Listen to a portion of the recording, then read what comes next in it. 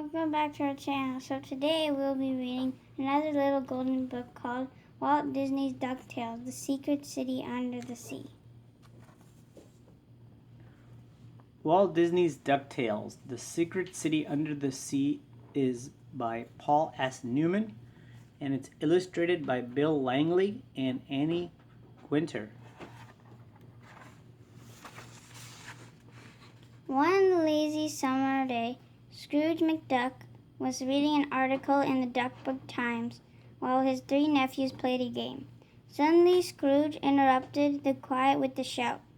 "A gold coin has been found on Duckbird Beach," he said. "Where did it come from?" asked Dewey, as the nephews gathered around Scrooge. "Nobody knows," said Scrooge. "The only clue is the engraving on the coin. It says Atlantis, 1888. A.S. Now I wonder what that means." "Let's look Atlantis up in our Junior Woodchuck Guide," said Huey. The boys raced off to get the book. Louie read aloud from the guide. "No one knows if Atlantis ever really exists, or if it was just a legend. Atlantis is said to be an island whose inhabitants created a very advanced scientific kingdom. Centuries ago, Atlantis suddenly sank into the ocean to become a fabulous undersea city rich in gold, but no one has ever discovered exactly where it is located." Rich in gold? Scrooge's eyes lit up. "But what does 1888 AS mean?" "Maybe it means 1888 years after sinking," Louie suggested. "Do you think Atlantis still exists, Uncle Scrooge?" asked Dewey. "I must find out," said Scrooge. "If Atlantis exists, I must have gold." Scrooge and the boys went to the darling inventor Geo Gearloose for help in search out Atlantis. "Well," Geo said thoughtfully, "if this Atlantis is underwater, I better make you a deep-sea submarine." After 2 hours of hammering and fitting metal pieces together, Geo declared that the sub was ready to go. The boys helped Scrooge haul a heavy sack into the Atlantis Explorer. The sack was filled with gold, in case they ran into any unusual expenses along the way to Atlantis. Geo sealed the hatch and started the engine. The sub dived beneath the water. The undersea adventure had begun. They plunged down into the dark depths of the sea. Strange fish darted around them. The deeper they dived, the darker and more mysterious the sea grew. "Turn on the spotlight," Scrooge said to Geo. "Aye, aye," said Geo as he snapped on the spotlight control. Zap, zap! Explosions burst out in the front of the sub. Instead of a light bulb, Geo had mistakenly put a laser into the spotlight. Its powerful beam was blowing up rocks and shells on the seabed. Geo quickly found the switch and turned it off. As the water cleared, the crew looked out into the sub's porthole and gasped. It was Atlantis, the famed city of ancient legend lay there, was glowing under a giant clear dome that rested on the sea floor. Inside the dome was a fantastic and glorious world. Geo guided the sub into an airlock. They all climbed out of the sub and passed through the airlock into the city. Scrooge ran ahead of the others. He saw glittering piles of gold all around. He rushed from one pile to another, shouting, "Gold, genuine gold!" Suddenly 2 burly ducks in uniforms commanded, "Surrender, all aliens!" "Surrender," said Scrooge as the 2 guards yanked him away from the pile of gold. "What do we have to surrender?" "Be quiet, you are now King Lloyd's prisoners," one guard said as he confiscated Scrooge's bag of gold. They were taken to King Lloyd's palace. The king held up Scrooge's bag of gold. "You must have plenty more of this where you come from," he said to Scrooge. Scrooge refused to answer the king. "Very well," said King Lloyd. "Perhaps a little stay in prison will give you time to think of your answer."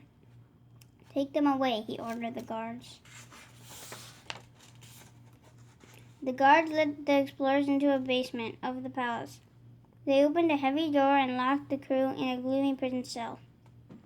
"Let me apologize for the rude welcome," said an elderly duck sitting in the corner of the cell. "This never would have happened when I was the king of Atlantis." "You were the king of Atlantis?" Huey asked. Yes, said the elderly duck. My name is King Gladone.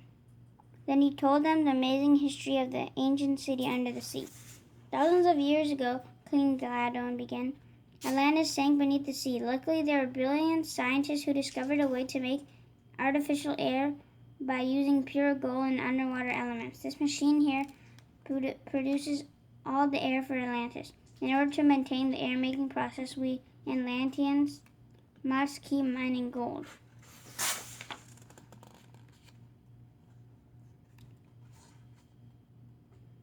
King Gladon continued. Only when the king was trusted with the secret air-making formula during my rule, a man named Lloyd captured me one night and hid me in the cell.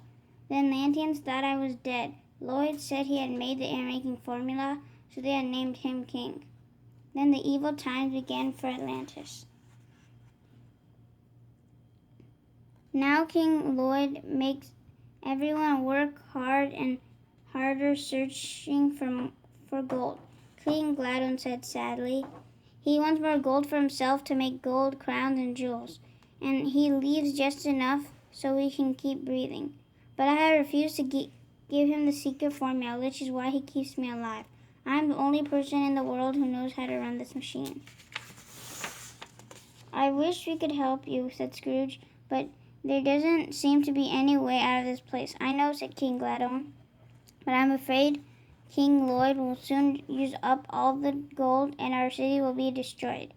Suddenly Scrooge had an idea. Maybe Jira's spotlight on the sub can help us, he said. But it's not really a spotlight, Uncle Scrooge, said Louis. It's a laser. Yes, said Scrooge, but King Lloyd doesn't know that. Then Scrooge banged on the door and called to the guards. Tell King Lloyd that I'm ready to get the gold he wants, Scrooge said. The guards relayed the message to King Lloyd.